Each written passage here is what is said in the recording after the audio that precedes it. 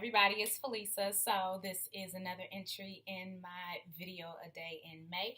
And I had to go and get my jacket because I'm trying to get these vlogs uploaded, child. And it is cold in here. I cannot believe that this is May. I am not pleased. It's Michigan though. So I guess that we just keep on rolling. So here we go. Today's vlog is kind of a synopsis or I can't even call it a review. I just want to kind of have a little discussion about a book that I'm beginning to read, and I'm finding it more fascinating than I should. I actually heard about this book a while ago, and for whatever reason, I just never added it to my reading list. I am weird when it comes to my reading material. I read a lot. I love to read, but I have seasons that I read, certain things, and I'm more focused on some stuff than others, and blah, blah, blah, blah, blah. So, the book is The 48 Laws of Power. And I think maybe I have come back to it because a lot of the things that I know have been in this book in terms of philosophy, I'm seeing demonstrated coming out of Washington. And I wanted to see what context these laws of power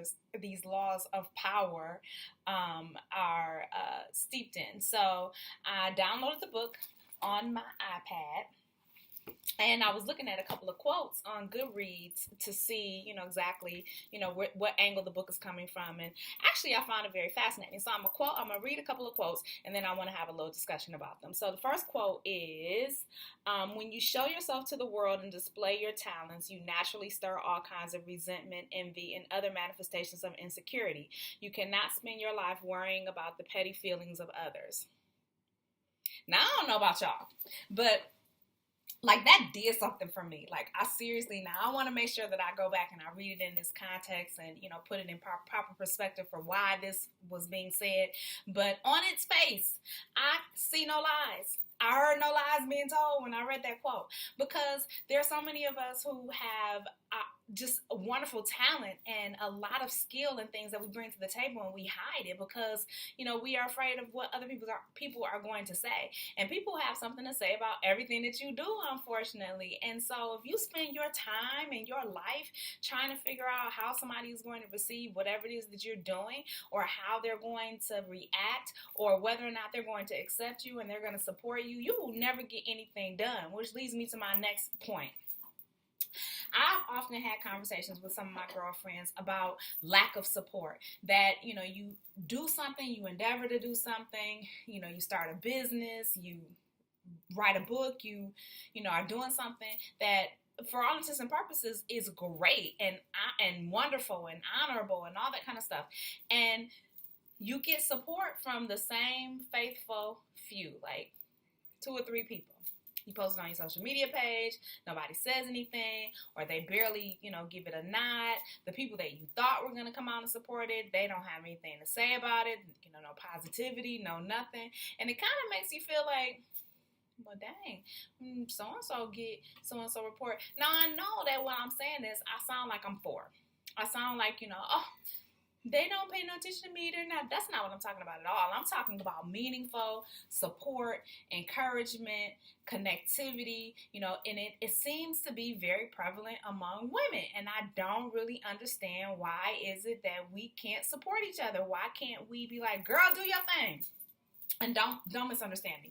I have girlfriends in my life that we do that. We do that for each other often. But like I said, it's like the same faithful 3 or 4, you can count on them. And then the rest of the people at large, child, they pretend like they didn't even see what you're doing.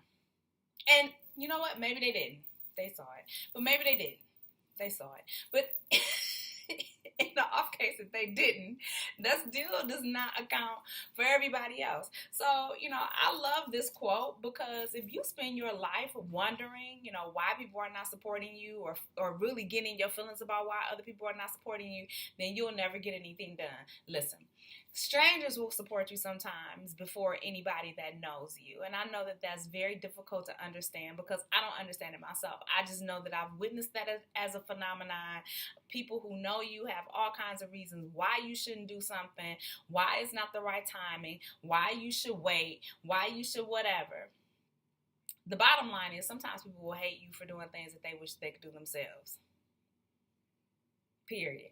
Or even if they don't want to do that, they hate that you get the attention or the accolades or what have you. I am here to tell you that the hate is real. Now, I am not paranoid, nor am I delusional, and I don't go around thinking that everybody is hating on me. Matter of fact, I don't ever think that. I really don't. I think I have absolved myself of wondering why people do the things that they do a long time ago. People are human. People do what they want to do when they want to do it and how they want to do it. If they don't feel like they want to support you for whatever reason, then they won't.